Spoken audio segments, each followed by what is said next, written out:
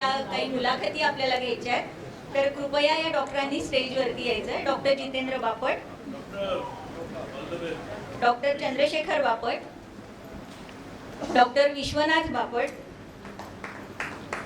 Doctor Satish Bapat, Dilip Bapat,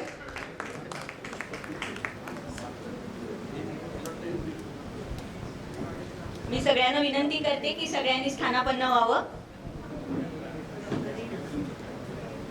की फक्त अभ्यास आणि एक निरस आयुष्य आणि असं काहीतरी एक डोळ्यासमोर आपल्या असतं किंवा आपल्याला ती एक तशीच एक मनात भावना असते किंवा प्रतिमा असते डॉक्टरांच्या संदर्भात. पण डॉक्टर सुद्धा किती वेगवेगळी कामं करत असतात किंवा अभ्यासाच्या व्यतिरिक्त ती किती छान छान काय काय करत असतात, तर ते आज आपल्याला जाणून घ्यायचंय. कारण आपल्या समोर बसलेल्या ज्या व्यक्ती आहेत त्या अशाच पद्धतीने वेगवेगळ्या कामामध्ये दिग्गज आहेत. हे दिसत नाही का? अच्छा,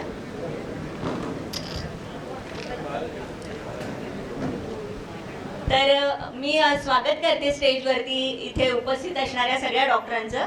आपण एकेकाची आधी हे जरा टेक्निकल गोष्टी होत आहेत तोपर्यंत आपण ओळख करून घेऊया, म्हणजे आपला कार्यक्रम हळूहळू पुढे सरकेल. पहिल्यांदा ओळख करून देते डॉक्टर जितेंद्र बापट यांची. सरांनी MD ॲनेस्थेशिया केलंय आणि MBA हॉस्पिटल मॅनेजमेंट केलंय. पुलं जसं म्हणतात तसं की त्यांना कुठल्याही संतापेक्षा वेदनारहित ऑपरेशन करण्यासाठी जे ॲनेस्थेशियाचा ज्यांनी शोध लावला तो जास्त श्रेष्ठ वाटतो, हे पुलंचं वाक्य आहे. तर खरंच अशा क्षेत्रामध्ये सर कार्यरत आहेत आणि गेल्या 32 वर्षापासून सर कार्यरत आहेत. हिंदुजामध्ये सर कन्सल्टंट ॲनेस्थेटिस्ट म्हणून काम बघतात आणि 32 वर्षाचा एक्सपिरियन्स तर मी सांगितलाच, पण सर पास्ट प्रेसिडेंट होते इंडियन असोसिएशन ऑफ ॲनेस्थेशिओलॉजीचे मुंबई चॅप्टरचे. सरांच्या हॉबीजमध्ये म्युझिक ही एक महत्त्वाची हॉबी आहे. कारण असं असतं की तानसेन असणं खूप, म्हणजे काय म्हणू, कला असणं हे दैवी देणगी आहे, पण तानसेन असणं सुद्धा तितकंच महत्त्वाचं आहे, तर त्या तानसेनांना अर्थ होईल. तर त्याच्यामुळे सरांना तो एक कान लाभला आहे गाणं ऐकण्याचा, अतिशय उत्तम. आणि फोटोग्राफी हा तर अतिशय कलात्मक असणारा प्रांत आहे जो सरांच्या छंदामध्ये आहे. दुसरी ओळख करून देते डॉक्टर चंद्रशेखर बापट यांची. त्यांची म्हणजे कळेल तर चंद्रशेखर बापटांची ओळख झालेलीच आहे, सकाळपासून 2दा-3दा नामोल्लेख झाला. बरेच वेळा असं होतं की मोठा वटवृक्ष असतो तर त्याच्या खालची जी झाडं असतात ही म्हणावी तशी वाढत नाही, पण चंद्रशेखरांच्या बाबतीत मला असं वाटतं की हे चुकीचं आहे. कारण एवढी मोठी प्रभावळ घरची असताना सुद्धा त्यांनी त्यांचं स्वतःचं वेगळं स्वतंत्र असं स्थान निर्माण केलंय. सरांनी सुद्धा वेटरनरीमधनं पदवी घेतली आणि त्याच्यानंतर पदव्युत्तर शिक्षण त्यांचं सर्जरीमध्ये झालं. ऑर्थोपेडिक सर्जरी हे त्यांचं वैशिष्ट्य आहे, ते नंतर त्यांचे अनुभव आपल्याशी शेअर करतीलच. आणि बापटपेठ ॲनिमल जे हॉस्पिटल जे आहे तर त्याचा कार्यभारही सर गेल्या 10 वर्षापासून अतिशय समर्थपणे सांभाळत आहेत. आणि जसा सगळ्या मुलांना, स्पेशली मुलग्यांना क्रिकेट हा एक आवडीचा छंद असतो, तसं सरांना सुद्धा क्रिकेट अतिशय मनापासून आवडतं. आणि अर्थात आई बाबा ट्रॅव्हलिंगच्या क्षेत्रात आहेत त्याच्यामुळे ट्रॅव्हलिंग हाही त्यांचा एक आवडीचा छंद आहे. पुढचे जे आपले डॉक्टर आहेत विश्वनाथ बापट सर. नमस्कार सर. आष्ट्यावरनं आलेत ते आज. आणि BSAM ही 1978ला एक स्वतंत्र बॅच होती आयुर्वेदाची, शुद्ध आयुर्वेदिक प्रॅक्टिशनर्ससाठीची. तर ती डिग्री सरांनी मिळवलेली आहे पोद्दार आयुर्वेद महाविद्यालय मुंबई माहीमीतनं. आणि सर आयुर्वेदिक प्रॅक्टिस करतायत गेल्या 45 वर्षापासून. इतके सिनियर आहेत सर की इतक्या वर्षांची ते प्रॅक्टिस आहे आणि त्याच्याबद्दलचे जे काही अनुभव आहेत ते आता आपण ऐकणारच आहोत. की 45 वर्ष म्हणजे खरोखर किती झाली ही 45 वर्ष कशाला म्हणतात, जे म्हणजे खरंच इतकी सिनियरिटी सरांना आहे. आणि सर फाउंडर मेंबर आहेत ओंकार आयुर्वेद मंदिर औषधी शाळेचे आणि ब्राह्मण सभेचे अध्यक्ष होते सर. आणि विशेष म्हणजे डॉक्टर असून सुद्धा सर नगरसेवक होते, म्हणजे हा एक वेगळाच पैलू आहे सरांचा की जो एक वेगळा, खरंच खूप छान वेगळा पैलू आहे. त्याच्या पुढचे जे सर आहेत डॉक्टर सतीश बापट सर, माणगावहून आलेत. हे सुद्धा LCEH आहेत सर, जनरल मेडिकल प्रॅक्टिस आहे. ओ सॉरी माझी चूक झाली, माफ करा. थोडंसं काय म्हणू, स्लिप ऑफ टंग झालं म्हणा, किंवा चहा आणि ते सगळं एवढं हेवी झालं म्हणा, चूक झाली थोडीशी, पण थोडं ॲडजस्ट करून घ्या. पण बाकी त्यांचं जे काही आहे मी सांगते आहे त्यांचंच वर्णन सांगते, त्याच्यात उलटं सुलटं नाही आहे झालेलं. आणि सरांचा सुद्धा 46 वर्षाचा अनुभव आहे. हे थोडं 45-46 मुळे जरा गडबड झाली हा काय माझी, असू दे. तर सरांचं असं आहे की शेती सर करतात, म्हणजे हेही एक खूप महत्त्वाचं त्यांची बाजू आहे की शेती करतात. कार्यवाह आहेत श्री शिवप्रतिष्ठान हिंदुस्थानचे, माजी अध्यक्ष होते मेडिकल असोसिएशन आष्टा. त्याच्यानंतर आरोग्य शिबिरं त्याच्या थ्रू बरीच सारी त्यांनी घेतलेली आहेत. फाउंडर आहेत सर सन्मती शिक्षण संस्थेची इंग्लिश मीडियम स्कूल आहे, त्याचे फाउंडर मेंबर आहेत. गव्हर्निंग काउन्सिल मेंबर आहेत माननीय अण्णासाहेब डांगे अभियांत्रिकी व वैद्यकीय महाविद्यालय. कार्यकारिणी सदस्य आहेत भाजप सांगली जिल्हा. संचालक आहेत महालक्ष्मी सहकारी पतसंस्था आणि अध्यक्ष आहेत कत्तलखाना हटाव कृती समिती. मला असं वाटतं की हे कत्तलखाना हटाव कृती समिती याचं काम करणं हे काही इतकं सोपं नाही आहे, खरंच सोपं नाही आहे. आणि त्याचे अनुभव सर आपल्याशी शेअर करतील जेव्हा आपण मुलाखत सुरू करू तेव्हा. आणि अजून एक सरांचं वैशिष्ट्य म्हणजे असं आहे की 38 गडकोट मोहिमा त्यांनी पायी केलेल्या आहेत. म्हणजे हे खरंच खूप एक मोठं काम आहे सरांचं. आणि सगळ्यात शेवटचे त्यांची ओळख करून देते. जरी ते त्यांचं असं म्हणणं आहे की मी डॉक्टर नाही आहे, हे अगदी खरं असलं तरी सुद्धा असं असतं की औषधाबरोबर पथ्य हा त्याचा निम्मा भाग असतो. म्हणजे जर पथ्य पाळलं गेलं नाही तर त्या औषधाचा काही उपयोग होत नाही. त्यामुळे सरांचं जे काम आहे, सर नागपूरहून आलेले आहेत आणि सरांचं न्यूट्रिशनमधनं स्पेशली काम आहे. सर एमकॉम न्यूट्रिशन आहेत आणि गट हेल्थवरती सरांचं खूप काम आहे. सध्या गट मायक्रोबायोटा म्हणून एक खूप मोठं वास्ट विश्व समोर आहे वैद्यांच्या डॉक्टरांच्या, तर त्याच्यात त्यांचं काम आहे. आणि न्यूट्रास्युटिकल्स सोल्युशनमध्ये त्यांची प्रॅक्टिस आहे आणि ती पण 20+ इयर्सचा सरांना अनुभव आहे. सरांचं वैशिष्ट्य म्हणजे असं आहे की सर कोच होते बास्केटबॉलचे. म्हणजे कदाचित त्यांच्या फिटनेसचं रहस्य जे आहे किंवा उंचीचं रहस्य जे आहे ते कदाचित बास्केटबॉलमध्ये पण असेल आणि अर्थात ते न्यूट्रास्युटिकल्समध्ये आहेत, हेही त्यांच्या उत्तम तब्येतीचा राज असू शकतो. आणि सरांचं दुसरी एक आवड म्हणजे बास्केटबॉल हा पहिली आवड आणि दुसरी म्हणजे सर व्हायोलिन वाजवतात, तर ही त्यांची एक अजून एक सुंदरशी नाजूकशी बाजू आहे. तर असे या सगळ्या डॉक्टरांचा मी परिचय करून दिलाय. आणि थोडंसं टेक्निकल इश्यू असा आहे की हा मागची स्क्रीन लावली की पुढे दिसत नाही आहे रेकॉर्डिंगला, तर म्हणून सरांचं नाव नाही सांगितलं. दिलीप बापट. नागपूरचं सांगितलं. ओके ओके, दिलीप बापट, श्रीयुत दिलीप बापट. तर थोडासा टेक्निकल प्रॉब्लेम असा येतोय की दिसत नाही जर का लाईट ऑफ केले तर चेहरे. म्हणून मी आता जितेंद्र बापट सरांना विनंती करते की त्यांचे जे काही प्रश्न आमच्या मनात होते तर तेच त्यांना आधी पहिले विचारते की त्याची उत्तरं ते या स्लाइड शो मधनं आपल्याला सांगतील. असं होतं बऱ्याच वेळेला की समजुती आणि गैरसमजुतीने घेरलेलं क्षेत्र म्हणजे ॲनेस्थेशिया. म्हणजे ॲनेस्थेशिया जास्त झाला का, कमी झाला का, बेशुद्धी म्हणजे काय, किंवा असे खूप सारे प्रश्न विचारले जातात की ही बेशुद्धी किती वेळ टिकेल, किंवा याच्यामुळे काही कॉम्प्लिकेशन निर्माण झाली का, किंवा समुपदेशन असतं रुग्णांचं असतं, त्यांच्या नातेवाईकांचं असतं. असे बरेच पैलू आहेत या ॲनेस्थेशियाला सुद्धा. कारण असं होतं की पडद्याच्या समोरचे कलाकार दिसतात नेहमी.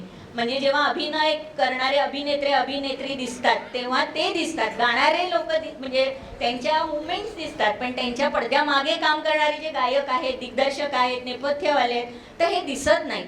त्या पद्धतीचं हे क्षेत्र आहे आणि त्यामुळे ते अनेक गैरसमजुतीने घेरलेलं क्षेत्र आहे. तर मी सरांना विनंती करते की तुम्ही सुरुवात करा जेणेकरून आपल्याला नंतर लाईट परत चालू करता येतील. Thank you for your kind information, kind introduction. Sorry मी मराठीमध्ये बोलणार आहे, डोंट वरी, इंग्लिशमध्ये नाही बोलणार. नाही, I am fine with okay. Sorry, जरा स्टेजवरती अंधार केला आहे, अगदी माझा चेहरा बघितलाच पाहिजे असं नाही, परंतु हे तुम्हाला बघता आलं तर मला आवडेल म्हणून मी जरा अंधार करायला लावला आहे. So let start. आणि सर्वात पहिली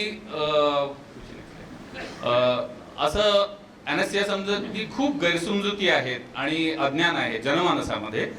तुम्ही सगळे सुशिक्षित आणि अतिशय चांगल्या घरांमधून येतात त्याच्यामुळे तुम्हाला तसं नसेल, पण जनरल पेशंटला असं खूप वाटतं की ही काहीतरी एक जादुई सायन्स आहे, गूढविद्या आहे. सर्वात महत्त्वाचं म्हणजे हे अतिशय धोकादायक प्रकार आहे, वाटतं ना असं? तर तसं काही सध्या नाही आहे, कारण anaesthesia is a very very well advanced branch आणि ते परफेक्ट सायन्स आहे. आणि त्याच्यामध्ये भूलतज्ञ हा अतिशय महत्त्वाचा असतो. तुम्हाला इकडनं दिसेल की नाही मला माहिती नाही, पण मी ते बोलून तुम्हाला दाखवेन. आणि जसं सर्जनला जवळजवळ 3 वर्ष शिक्षण घ्यावं लागतं, तसंच भूलतज्ञांना 3 वर्ष शिक्षण घ्यावं लागतं. सेम करिक्युलम असतो, किंबहुना जरा जास्तच वाचावं लागतं असं म्हटलं तर ते वावगं ठरणार नाही. आणि म्हणून अॅनेस्थेटिस्ट हे हे ती डॉक्टर म्हणाले तसे आम्ही जरा पडद्यामागचे कलाकार असतो. आणि आपलं विश्व अॅनेस्थेसिया संबंधी इतकं आहे की त्याच्यावर बॉलिवूडचा फार पगडा आहे. म्हणजे बॉलिवूडमध्ये हिरोईनला पळून नेल्यानंतर रुमालावरती थेंब टाकले आणि दुसऱ्या दिवशी सकाळी मैं कहाँ हूँ तिथे तो दिला जातो तो अॅनेस्थेसिया. आणि अॅनेस्थेसिया म्हणजे क्लोरोफॉर्म असं एक मनात गणित आहे. नो डाऊट गांधीजींना सुद्धा क्लोरोफॉर्म अॅनेस्थेसिया दिला होता, पण तो आता इतिहास जमा झालाय. We deal with the most advanced technology आणि त्याचे खूप वेगवेगळे प्रकार असतात. आम्हाला अॅनेस्थेसिया खूप कमी जास्त करता येतो, टेलर मेड करता येतो आणि तो अतिशय सुरक्षित आहे. एक लक्षात घ्या की भूल म्हणजे बेशुद्धी नव्हे. माणूस बेशुद्ध झाला म्हणजे त्याला भूल दिली गेली हे खरं नव्हे, तर ती नियंत्रित केलेली बेशुद्धी असते. मग आम्हाला खूप वेळा असं विचारलं जातं की डॉक्टर काय हो ते सर्जरी चालू झाली आणि तुमचं अॅनेस्थेसिया चालू झाल्यानंतर तुम्हाला थांबावं लागतं का तिथे? तर आम्ही असं सांगायचो नाही नाही काय असतं, माझे मित्र जरा ब्रिज खेळत असतात, आम्ही चालू करतो, एक मध्येच ब्रिजचा डाव मांडतो आणि परत येतो आणि मग आमचं काम चालू करतो. तर तसं नसतं. आणि आम्ही त्यांना खूप वेळा सांगतो की आम्हाला जे पैसे मिळतात ते बेशुद्ध करण्याचे नाही, तर बेशुद्ध झालेल्या पेशंटला पुन्हा ताजतवानं आणि बोलतं आणि चांगलं करण्याचे आम्हाला पैसे मिळतात. सो आमचा प्रवास हा ह्यापासून त्या शेवटापर्यंत असतो. नेक्स्ट. थोडक्यात तुम्हाला सांगायचं झालं तर सध्या अॅनेस्थेसिया इतका वेल ॲडव्हान्स्ड आहे की डावीकडे तुम्ही बघता ते एक ॲडव्हान्स अॅनेस्थेसिया स्टेशन आहे आणि उजवीकडे 747चं कॉकपिट आहे. आणि 4 किंवा 6 तासाचा अॅनेस्थेसिया दिल्यानंतर आम्हाला 747 मुंबई लंडन मुंबई चालवायसारखं वाटतं. आणि जितकं डोळ्यात तेल घालून आपले कॅप्टन विमान चालवतात त्याच्याही पेक्षा आम्ही अतिशय डोळ्यात तेल घालून पेशंटवरती लक्ष असतं. आम्ही असं एक म्हणतो की surgeons play with the life, surgeons play with the knife and we monitor life. So त्यांची सुरी चालू असते, पण त्यांना कसली तशी भ्रांत नसते की पेशंटचा रक्तदाब कमी होतोय, जास्त होतोय, किती श्वासोच्छ्वास घेतला जातोय, श्वासामध्ये कार्बन डायऑक्साईडचं प्रमाण काय, प्राणवायूचं. They are not bothered. तो त्यांचा प्रांत नाही. त्यांचं कसब हे वेगळं असतं, आमचं कसब हे वेगळं असतं. नेक्स्ट. खूप वेळा लोकांना असं वाटतं की अरे सर्जरी झाली पण अॅनेस्थेसिया 4 तासानंतर तो शुद्धीवर आला. तर अॅनेस्थेसिया म्हणजे जागं होणं नाही, कारण अॅनेस्थेसिया संपल्यानंतर त्याला वेदना होऊ नयेत, त्याला नीट झोप लागावी म्हणून आम्ही वेगवेगळी औषधं वापरतो आणि मग 3-4 तासानंतर रुग्ण डोळा उघडतो. त्याच्यामुळे सध्या ऑपरेशन संपल्या ड्रेसिंग होईपर्यंत 5 मिनिटांमध्ये सर्व रुग्ण डोळे उघडून बोलायला लागतात. आणि त्याच्याकरता आमच्याकडे खूप ॲडव्हान्स मॉनिटर्स असतात, त्याला बिस मॉनिटर म्हणतात. म्हणजे आपल्या मेंदूच्या आलेखाचा सतत आमच्याकडे ग्राफ असतो की तुम्ही कॉन्शियस होतात तेव्हा तुमचा 100 होतं, झोपायला लागला तेव्हा 80 झालं, तुम्ही 40,000 फुटावरती गेलात तेव्हा 40 झालं, सर्जरी त्या वेळेला होते तेव्हा तुम्ही अनकॉन्शियस असता, तुम्हाला वेदना होत नाहीत, तुम्हाला रिकलेक्ट काही होत नाही आणि तुम्ही संपूर्णपणे शिथिल असता. ह्या 4 भाग जेव्हा एकत्र येतात त्याला बॅलन्स अॅनेस्थेसिया असं म्हणतात. नेक्स्ट. अनेक लोक असं विचारतात हे फार धोकादायक आहे ना, किंवा सर्जरी होणार आहे माझी तर रिस्क काय आहे? रिस्क सगळ्यांना रिस्क फार महत्वाचं वाटतं आणि ते स्वाभाविक आहे. पण जेव्हा तुम्ही पेरिऑपरेटिव्ह रिस्क किंवा भुलीतला धोका ज्या लक्षात घेता तो फक्त भुलीतला तो कधी नसतो, तर ते एक पेशंट, अॅनेस्थेटिस्ट आणि सर्जन यांचं एक संतुलन असतं. Next slide. आम्हाला खूप गोष्टी लक्षात घ्याव्या लागतात की रुग्ण नक्की कसला आहे, रुग्णाचं वय काय आहे, आजूबाजूचे त्याचे आजार काय आहेत, साधारणपणे शस्त्रक्रिया किती तास चालणार आहे, रक्तस्राव होणार आहे का, नंतर रुग्ण नीट श्वासोच्छ्वास घेऊ शकतो का, त्याला कृत्रिम श्वासोच्छ्वासाची आवश्यकता लागेल, मग हे ऑपरेशन इथे करायचं का कुठेतरी मोठ्या हॉस्पिटलमध्ये करायचं, या सगळ्याचा सर्वांगीण विचार जेव्हा आम्ही करतो तेव्हा आम्ही पेशंटसाठी अॅनेस्थेसिया डिझाईन करतो.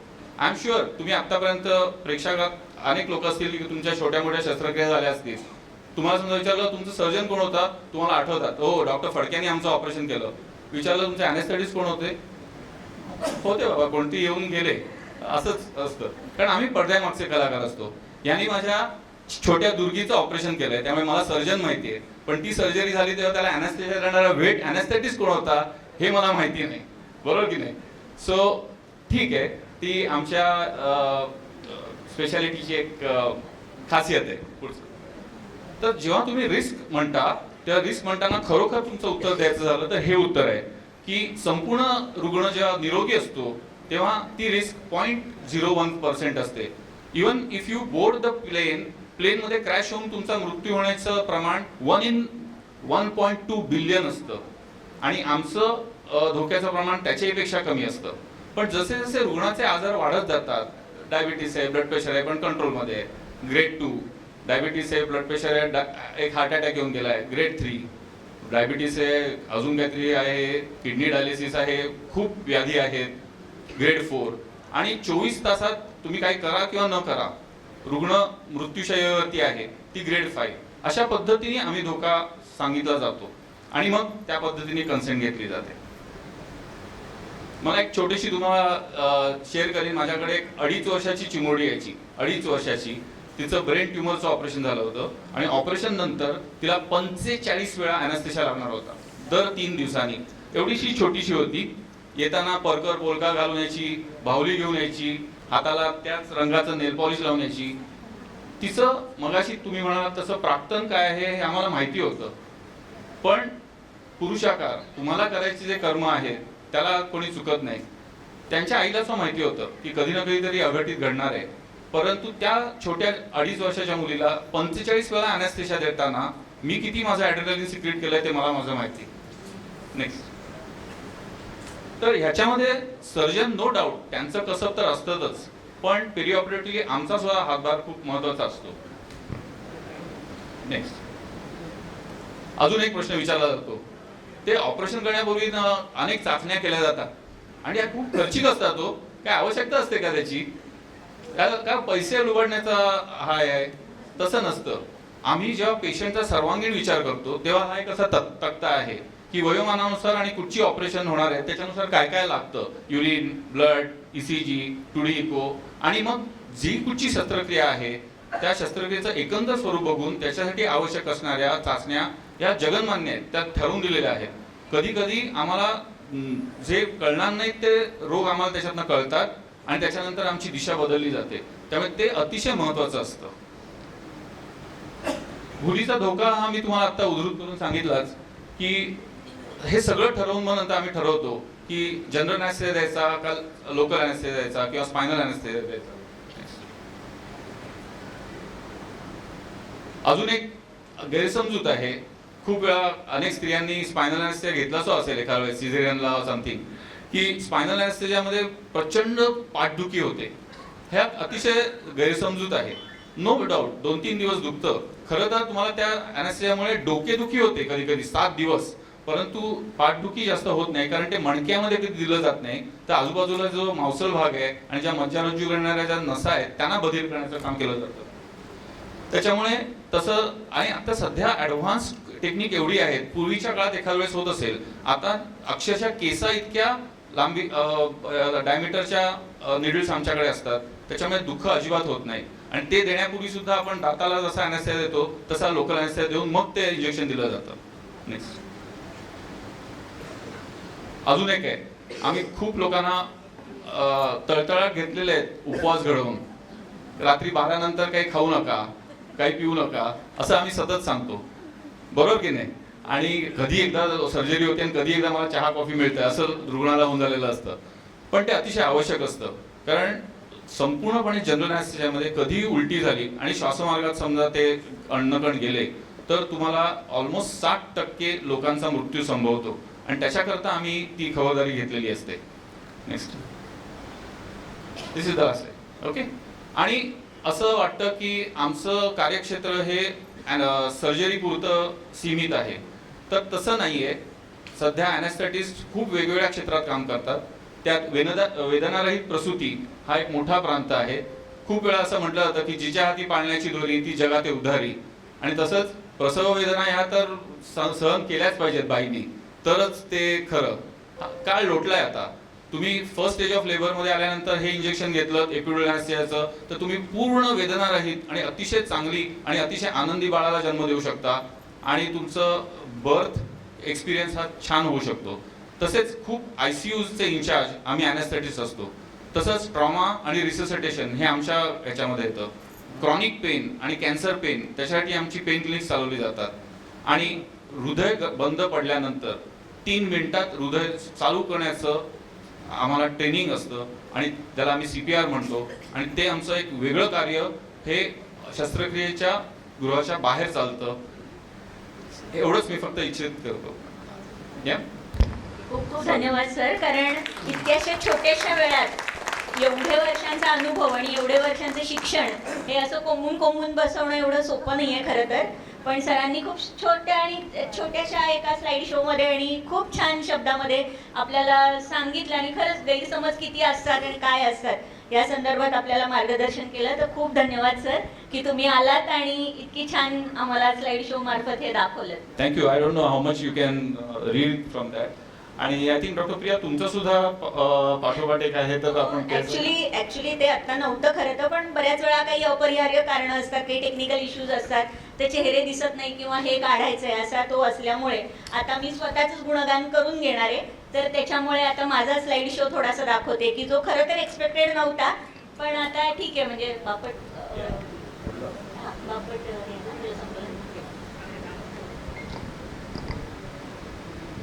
मी माझी ओळख करून देते तुम्हाला. मी डॉक्टर प्रियदर्शनी बापटकडूस. मी MD PhD पंचकर्मामध्ये केलेलं आहे. पंचकर्म हा आयुर्वेदाच्या चिकित्सेतली अजून एक सुपर स्पेशालिटी ब्रांच आपण म्हणू शकू, जिथे डिटॉक्स बॉडीचं अपेक्षित असतं. अशा वेळेला वमन, विरेचन, बस्ती, नस्य आणि रक्तमोक्षण हे 5 जे प्रकार आहेत हे 5 प्रकार केले जातात आणि त्याच्यातनं शरीर शुद्धी केली जाते. तर हा चिकित्सेचा म्हणजे मेडिसिन, आयुर्वेदिक मेडिसिन ज्याला आपण म्हणू, त्याची एक सुपर स्पेशालिटी ब्रांच आहे. आणि त्यामुळे ही मीच आहे अर्थात. पुढे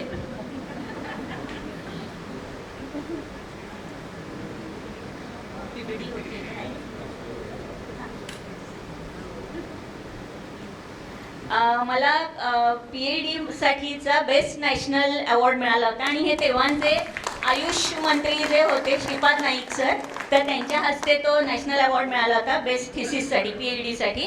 कारण माझा विषय तसा होता. आता आपला हा समूह त्याच्यासाठी नाही आहे, त्यामुळे तो विषय वगैरे काही मी नाही शेअर करते, पण तो एक अवॉर्ड होता. 14 वर्ष मी Bharati Vidyapeeth college of आयुर्वेदमध्ये professor म्हणून काम केलेलं आहे पंचकर्मासाठी. आणि 2018 31 डिसेंबर 2018ला मी सोडला, निवृत्ती घेतली.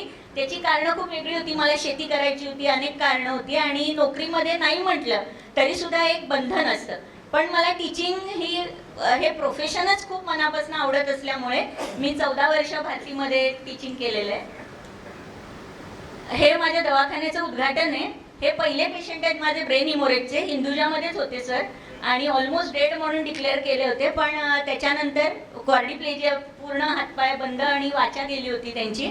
आणि त्याच्यानंतर 1 वर्ष त्यांनी आयुर्वेदिक ट्रीटमेंट घेतली होती आणि त्याच्यानंतर त्यांची वाचा, थोडं स्पीच अगदी क्लिअर नाही निश्चित, पण ते बोललेलं कळतं, किंवा एक डावा हात आणि पाय थोडा अजूनही अधू आहे त्यांचा, पण तरी सुद्धा ते डावा नाही सॉरी उजवा, पण तरी सुद्धा असं आहे की त्यांनी नंतर कित्येक वर्ष मुंबई पुणे अपडाऊन करून त्यांचा व्यवसाय केला, किंवा आज त्याच्यात या गोष्टीला 24 वर्ष झाली. 2000 सालचे हे पेशंट आहेत आणि म्हणून त्यांच्या हस्ते क्लिनिकचं ओपनिंग मी केलं होतं. कारण त्यांची जेव्हा मी ट्रीटमेंट करत होते तेव्हा मी MD करत होते, तरीही त्यांनी तो विश्वास दाखवून माझ्याकडे ट्रीटमेंट केली होती. पुढे हे माझं क्लिनिक आहे. थोडंसं 1-2 मिनिटात आपण क्लिनिक बघूया एक छोटंसं कसं आहे ते. हे वेटिंग आहे माझ्या क्लिनिकचं. इथे आयुर्वेदिक डॉक्टरांचं असं असतं की औषधं आम्ही डिस्पेन्स करतो, प्रिस्क्रिप्शन प्रॅक्टिस कमी असते, म्हणजे मॅक्झिमम औषधं ही डॉक्टर स्वतःकडनं देतात. तो हा डिस्पेन्सिंग काउंटर आहे. हे माझं कन्सल्टिंग आहे, कन्सल्टेशन. पुढे शिरोधारा तुम्हाला सगळ्यांना माहिती असेल तर त्याच्यासाठी एक छान वेगळी सेपरेट रचना लागते, सेपरेट एक रूम लागते. आता ती ज्यांनी कदाचित एखाद्या कुणीतरी केलेली असेल, अनुभवली असेल तर त्याचं महत्त्व तुम्हाला समजेल. रक्तमोक्षण हा जो प्रकार आहे, जळू लावणं ज्याला आपण म्हणतो, किंवा पूर्वीच्या काळी तुंबडी लावायचे समजा, तर याला रक्तमोक्षण म्हणतात. ही रक्तमोक्षणाची एक सेपरेट रूम करायला लागते. डे केअर आहे माझ्याकडे की जिथे मोठी मोठी ही शोधन कर्म होतात तर त्यांना दिवसभर अंडर ऑब्झर्वेशन ठेवायला लागतं. ही वमन रूम आहे की ज्याच्यामध्ये मुलं, बाहेर स्क्रीन आहे आणि स्क्रीनवरती सगळ्या प्रोसिजर्स मुलं बघू शकतात. कारण वमन म्हणजे उलटी, तर मी तो मुद्दामून फोटो ठेवला नाही कारण तुम्हाला पण कदाचित ते थोडं ऑड वाटलं असतं. पण असं आहे की जेव्हा पेशंट वमन करत असतो तर मुलांनी ते शिकलं तर पाहिजेच. डॉक्टरांचा हाच एक मोठा हे आहे की कितीही काही बिभत्स वाटलं तरी मुलांनी ते करावंच लागतं. पण कधी कधी पेशंट अँक्शियस होतो म्हणून याचा जो कॅमेरा आहे हा बाहेर स्क्रीन आहे आणि त्या स्क्रीनवरती सगळी मुलं या सगळ्या प्रोसिजर्स बघतात. पुढे पुढे पुढे मी जे म्हटलं की मला शिकवायची खूप आवड होती. पहिल्या फोटोमध्ये क्लिनिकचं रिनोव्हेशन सुरू असताना सुद्धा मुलं माझ्याकडे यायची सकाळी आणि मी एक तासभर श्री चरकसंहिता ही जी आमची एक काय म्हणू एक मोठा ग्रंथ आहे, धर्मग्रंथ म्हणा पाहिजे तर, त्या पद्धतीने मी वाचन घ्यायचे. आणि आज 5 वर्ष झाली, जसं करोना आलं त्याच्यानंतर ते ऑनलाईन स्वरूपामध्ये झालं आणि आज 5 वर्ष झाली अव्याहतपणे श्री चरकसंहितेचं वाचन सुरू आहे संस्कृतमधनं, त्याचं एक्सप्लेनेशन सुरू आहे आणि जवळजवळ 200 त्याचे व्हिडिओज यूट्यूबवरती, अगस्त्य आयुर्वेदच्या यूट्यूबवरती आजपर्यंत प्रसारित झालेले आहेत. आणि हे एवढे दिग्गज मार्गदर्शन तेही मला लाभले की त्यांनी स्वतःहून पुढाकार घेऊन अनेक अध्याय चरकामधले वाचलेले आहेत. पुढे आणि त्याला आम्ही अगस्त्य आचार्य कुलम असं एक वेगळं नाव दिलं होतं. ही माझी शेती आहे जे मी सांगितलं, तर शेततळं पण आहे, विहीर पण आहे आणि बंधाऱ्याचं पाणी पण आम्ही अडवलं. आणि अशा पद्धतीने शेतीला, कारण नगर जिल्हा अहिल्यानगर हा किती दुष्काळी भाग आहे मी सांगायला नकोय आणि पाणी अतिशय कमी, म्हणजे फक्त परतीचा पाऊस पडतो एखाद दुसरा, एवढंच पाऊस तिथे पडतो आणि त्याच्यावर आम्ही अख्खी शेती फुलवलेली आहे.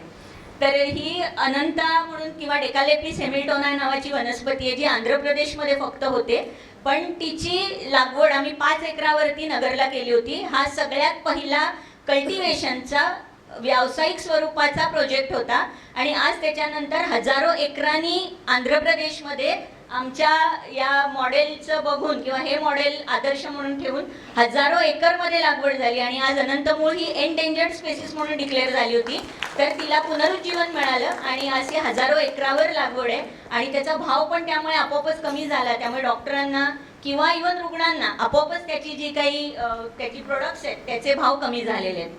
पुढे हे त्याचं आम्ही आता अर्धा एकर ठेवलेलं आहे की बियांसाठी ठेवलेलं आहे. जरी जगातली नष्ट झाली तरी सुद्धा एक आपल्याकडे त्याचं जर्मिनेशन व्हावं म्हणून हे बियांसाठी एक अर्धा एकराचं शेत आम्ही तसंच ठेवलेलं आहे. आणि त्याचा आम्ही बायोटेक्नॉलॉजीचा उपयोग करून टिश्यू कल्चरनी सुद्धा रोपं तयार करण्याचे अनेक प्रयोग केले गेले की पानापासून होतं का, बीपासून तर होतंच, पण पानापासून होतं, कुठल्या देठापासून होतं, असे अनेक प्रयोग त्याच्यावर केले गेले. तर हे त्याच्या पुढची शेतीची ही जी लागवड आहे तर थोडीशी लागवड म्हणून दाखवते. काही अश्वगंधीची आहे, सर्पगंधीची आहे, हे पटोल म्हणून एक मिळतं, तर कडू पडवळ ज्याला आपण म्हणतो, पडवळ जे आपण खातो त्यातली ही औषधी व्हरायटी आहे कुकुमेरिना म्हणून, तर त्याची लागवड आहे आपली. ही अगस्ती फार्मसी आहे ज्याची फाउंडर मेंबर मी आहे आणि अतिशय म्हणजे घरामध्ये छोट्या खलामध्ये आम्ही सुरू केलं होतं जेव्हा कॉलेजमध्ये होतो तेव्हा, आणि तेव्हापासून आजपर्यंतचा हा मोठा प्रवास आहे. आणि याचे आमचे जवळजवळ 280 प्रोडक्ट्स आहेत जे ग्रंथोक्त आहेत, काही प्रोप्रायटरी आहेत, GMP सर्टिफाईड कंपनी आहे आपली.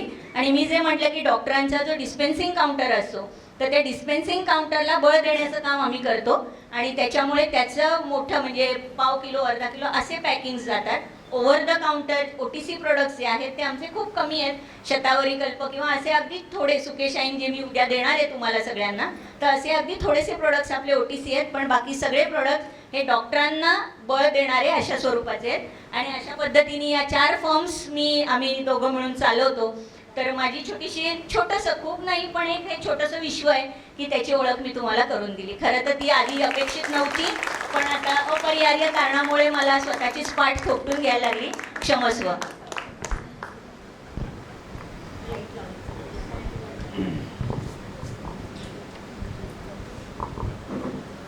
आय होप आम्हाला दोघांना ऑडिओ व्हिज्युअल लागणार होतं म्हणून हा सगळा खटाटोप होता आणि आता अंधकार होता, पण आता तुम्ही इथे मध्ये येऊ शकता. I think they want to remove that. करताय तोपर्यंत मला असं वाटतं की आपण सुरू करूया पुढचा जो आपला प्रोग्राम आहे तो. तर मी डॉक्टर विश्वनाथ बापट सरांना विनंती करते की त्यांनी, कारण 40 वर्षाचं जे काही त्यांचे 40-45 वर्षाचा जो काही अनुभव आहे तर त्याच्यातले काही अनुभव आमच्याशी शेअर करावेत.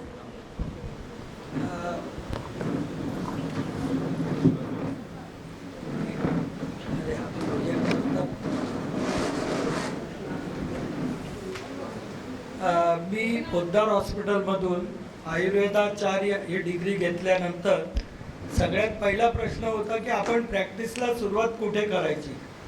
कारण त्याही वेळेला मला असं जाणवत होतं की आयुर्वेदाच्या औषधांसाठी लोक फारशी तयार होत नसत. इंजेक्शन दिलं की लोकांना वाटायचं नाही काहीतरी डॉक्टरनी वेगळं केलेलं आहे. त्यांना आम्ही जर का सांगितलं अमुक अमुक काढा करून तुम्ही घ्या तर त्याच्यावर कोणाचाही विश्वास नसायचा. आणि मी अशा परिस्थितीत मुंबई सोडून माणगाव रायगड जिल्ह्यामधलं एक गाव आहे, तालुका प्लेस आहे, तिथे प्रॅक्टिस करायला गेलो. सुरुवातीला मॅन्युफॅक्चरिंगचा एक आमचा भाग होता, त्यासाठी जागा वगैरे घेऊन झाली होती. पण तरी पण ते होईपर्यंत काय करणार, त्यामुळे प्रॅक्टिस करायची ठरवली आणि सुरुवात केली. आता गावामध्ये ओळखीचं असं कोणीही नाही, कारण आम्ही मुंबईला गिरगावात वाढलो. माझी मिसेस दादरची, त्यामुळे माणगाव हा आम्हालाही बाणकोटचा बाल्या जसं मुंबईत आला तीच अवस्था आमची होती की मुंबईचे उठून आम्ही माणगावला गेलो. आता सुरुवातीला असं वाटत होतं गावातली लोक खूप साधी भोळी आणि अशिक्षित असतात, तर तसं काही नाही. सगळीजण बरोबर हुशार असतात आणि आपल्याला मग कळून चुकतं की आपण खेडेगावातल्या लोकांना बावळट समजतो, तशी ती नसतात. बरं जाऊ दे हे इंट्रोडक्शन. मी तुम्हाला 2 किंवा 3 मिरॅकल झालेले अनुभव कथन करतोय. त्यातला पहिला अनुभव असा आहे की जळलेला पेशंट पूर्णपणे बरा होणे. आमच्याकडे दवाखान्यात बसलो होतो, साधारण 1981 ची गोष्ट आहे की एक हमीद, हे माझे बरेचसे पेशंट मुस्लिम समाजाचे असल्यामुळे ही नावं सगळी तीच आहेत. तर हमीद वाडेकर म्हणून एक, हमीद कर्देकर म्हणून पेशंटचा भाऊ साधारण 4:30 वाजता दवाखान्यात आला आणि एवढंच म्हणाला की डॉक्टर व्हिजिटला याल का घरी. तर त्यावेळेला काय झालं होतं की मी गावात अगदीच नवीन होतो, फार मोठी कोणाची ओळखही नव्हती. तर म्हटलं चला त्यायोगे मोहल्ल्यात जाऊन येता येईल म्हणून जाऊन म्हटलं येतो मी व्हिजिटला. आता त्यावेळी व्हिजिटला साधन काही नाही. आमच्यापासून 3 किलोमीटरवर त्यांचं गाव आहे लोणशी म्हणून, तर तिथे आम्ही सायकल घेऊन गेलो. आता ही पुढची परिस्थिती तुम्ही फक्त इमॅजिन करा की मोहल्ल्यामधले एक घर होतं, त्याला तर्ट बांधून घर केलेलं जे असतं त्या टाईप होतं, बांबूचं बारीकशी शीट केलेलं. आणि मुळात या लोकांना स्वच्छतेचा थोडा अभाव आहे असं मी अगदी नक्की म्हणतो. तर मला त्यांनी घरात घेतलं आणि म्हणाला की बघा, घरात सगळीकडे नुसता पुवाचा वास येत होता. प्रेत सडलं की कसा वास येईल त्या टाईप वास येत होता. मी म्हटलं अरे हमीदभाई इथे बघायचं आहे कोणाला. तर तो म्हणाला ही माझी बहीण आहे, हिला बघायचं आहे. तर म्हटलं बहीण तर दिसत नाही कारण घरात आत काळोख आहे. तर त्यांनी दिवा लावला आणि बघितलं तर एखादा बोकड सोलून ठेवलेला जसा असतो चांगलेला, त्याहीपेक्षा वाईट अवस्थेत ती मुलगी त्या पलंगावर बसलेली होती आणि सगळ्या अंगातून तिचा पस ड्रेन होत होता, अख्खा वेळ पस ड्रेन होत होता. मी पहिल्या वेळे बघितलं, साधारण 65% ती भाजलेली असल्यामुळे तिला म्हटलं, हमीद बाहेर आला. हमीदला म्हटलं हमीद भाई ये आपने बस की बात नहीं है, किसी भी बड़े अस्पताल में उसको लेके जाओ तो अच्छी हो सकती है. आता मेडिकलच्या जेवढे मेडिकलचे प्रॅक्टिशनर्स आहेत त्या सगळ्यांना माहिती आहे की 40-45% पुढे भाजल्यानंतर पेशंट रिकवर होणं खूप कठीण असतं. ही तर काय संपूर्ण मान भाजून अडक झाली होती, दोन्ही हात असे अडक झाले, दोन्ही ब्रेस्ट भाजल्या होत्या, पोटाचा भाग भाजला, दोन्ही मांड्या भाजल्या होत्या.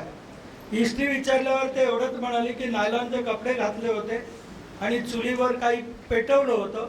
ते फुकणीने फुकटल्याबरोबर तिचं ते नायलॉनचे सगळे कपडे जळले, ते अंगाला चिकटले आणि हे झालं. त्यावेळेला त्यांनी आमच्या इथल्याच हॉस्पिटलमध्ये 17 दिवस रोज ब्लड ट्रान्सफ्युजन घ्यायला लागलं, इतकं तिला ट्रीटमेंट दिली. शेवटी आम्ही एक दिवस माझ्याकडे जेव्हा आला तेव्हा म्हणाला, अभी मेरा जेब खाली आहे, आता तुम्हाला द्यायला माझ्याकडे पैसे नाहीत. सबब तुम्ही यायचं असलं तर व्हिजिटची फी फक्त मी देऊ शकीन. त्यावेळी व्हिजिटची फी 10 रुपये होती.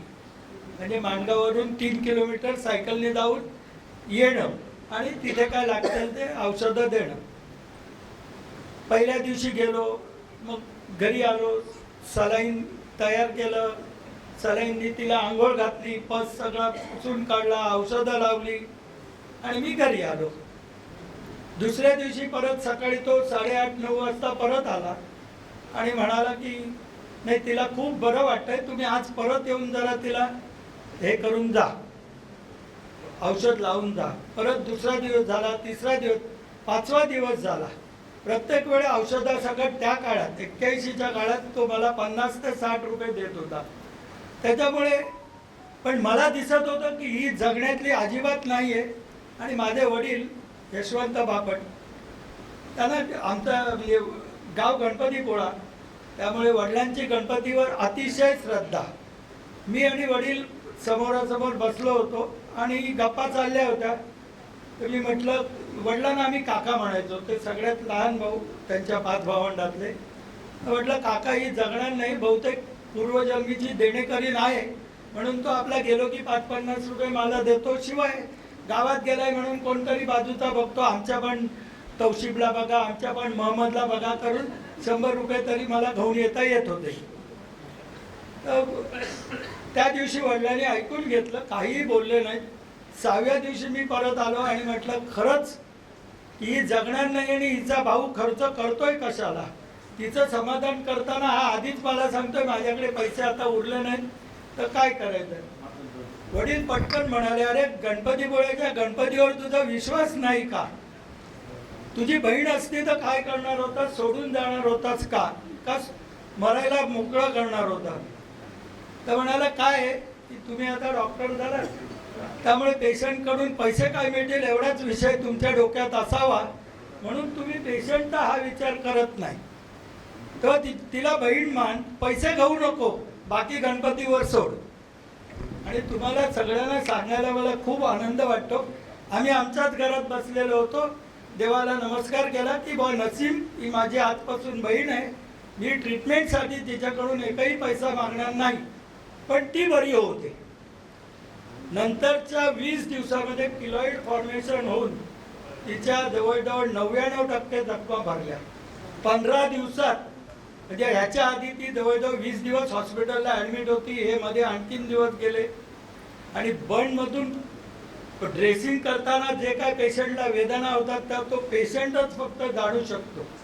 तरी तिथे वडील म्हणाले, युसुफबाई म्हणून वडील म्हणाले, काय करायचं आहे ते करा, मेली तरी तुमचीच बहीण मेली समजा, पण करा. 20व्या दिवसाला तिच्या अंगावर जखमा उरल्याने सगळ्या जखमा सुकून गेल्या. त्याच्यानंतर मी गणपतीपुळ्याच्या गणपतीला नवस बोललो होतो की ती कोणत्याही जाती धर्माची असू दे, तुझ्या दर्शनाला तिला पाया पडायला घेऊन येईल. आणि त्यावेळी मी रात्री 8 नंतर मोहल्ल्यात गेलो. मोहल्ल्यामध्ये तिच्या वडिलांना सांगितलं, कारण मुस्लिम समाज हिंदू आणि यांच्या विरोधी आहे आणि त्या देवाच्या देवळात येऊन नारळ तुम्ही ठेवा देवाला, हे सांगणं कितीतरी कठीण होतं. युसुफबाई बाहेर बसले होते. आधी यांची घरं म्हणजे मिणमिणते दिवेच असायचे, आता जरा लाईट बीट चांगले आहेत. पण त्या अनुभवाने ते म्हणाले की बाबा रे, तू भाऊ आहेस तिचा, तुला न्यायची तर घेऊन जा, आम्ही काहीही बोलणार नाही, गावात कोणाला कळू नको की ही आम्हाला वाईट टाकते. मग तिची बहीण दिलशाद आणि नसीम ही माझ्याबरोबर, आम्ही आणि ही होतो दोघंही. आम्ही दोघं मोटरसायकलवरून गेलो, ते एसटीने आले. गणपतीपुळ्याच्या आमच्या घरामध्ये त्यांना पडवीत. मी म्हटलं, बाई ग तू मुसलमान आहे म्हटलं तर आमचे चुलते तुला बाहेरच काढतील, तेव्हा कमीत कमी काही बोलू नको, एवढंच कर. दुसऱ्या दिवशी सकाळी आम्ही उठलो, देवळामध्ये गेलो, नारळ ठेवला, देवाला नमस्कार तिनेही केला आणि आम्ही बाहेर पडलो. आता यापासून मला मिळालं काय असा माझ्या डोक्यात कायम प्रश्न. बहीण मांडली, एक पेशंट झाला, काय 2-5 हजार मिळायचे तेही गेले. पण उलटं झालं. 92 साली जेव्हा दंगल झाली तेव्हा आमचं मॅन्युफॅक्चरिंग युनिट तिथे चालू होतं. आणि तुम्हाला ऐकून माहीत असेल, मोरबा आणि माणगावमध्ये मोठी दंगल उसळली होती, बरीच जाळपोळ झाली होती. आणि बाहेरची लोक आमचा कारखाना जाळायला त्यावेळेला आली. त्यावेळी या लोणशीच्या लोकांनी तिथे येऊन अडवलं की बापट डॉक्टरांचा कारखाना आहे आणि आमच्या गावातले ते आमचे घरातले आहेत, त्यांची बहीण आमच्या गावात राहते, या कारखान्याला तुम्ही जाळायचं नाही. आणि गावातल्या लोकांनी कारखाना जाळण्यापासून थांबवलं आणि आमचा कारखाना त्यावेळेला जळला नाही. त्यानंतर तिचं लग्न ठरलं आणि त्यांच्यामध्ये शेरा बांधलेला असतो, तो उघडून बघणं हा मोठा मान समजतात की नवरीचा शेरा उघडून दाखवला जातो. फक्त अगदी खूप प्रेम असेल त्यांचं त्यालाच दाखवतात आणि तो मान त्याने आम्हा दोघांना दिला मस्त. आणि हे केलं. खूप धन्यवाद सर, एकदम हृदयद्रावक अशी घटना सांगितली तुम्ही. दुसरी एक घटना अशी आपण एकच सेकंद फक्त की असं आहे की थोडस आपण पुढे सरकू आणि मग जसा वेळ होईल तसं परत, कारण मला माहिती आहे खजिना खूप आहे, नाही, ही 2 मिनिटाची आहे बर पण सांगण्यासारखी आहे. आमच्या इथे आणखीन एक, ज्यांनी मला पहिल्यांदा लोणशीत नेलं तो 70 गैबी तिकडचा मुल्ला होता, म्हणजे देवळामध्ये काम, त्यांच्या मशिदीत काम करणारा. 70 गैबीचा त्या 70 गैबीत सुरुवातीच्या काळात माझ्याकडे बराच वेळ येऊन गेला होता. पण नंतर त्याने आमचा दवाखाना सोडला होता, त्याला ते आयुर्वेदाची औषधं नको होती. आणि दरवेळेस तो आला की म्हणायचा एक इंजेक्शन दिलं असतं तर बरं झालं असतं, कोण ते काढे उकळत पितोय, हे दरवेळेचं बोलणं होतं. पण झालं असं की पुण्याला साधारणतः मध्ये 10-12 वर्षाचा काळ गेला आणि पुण्याला त्याचा मुलगा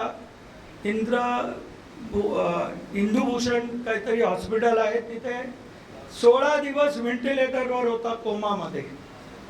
आणि 16 दिवस व्हेंटिलेटरवर राहिल्यावर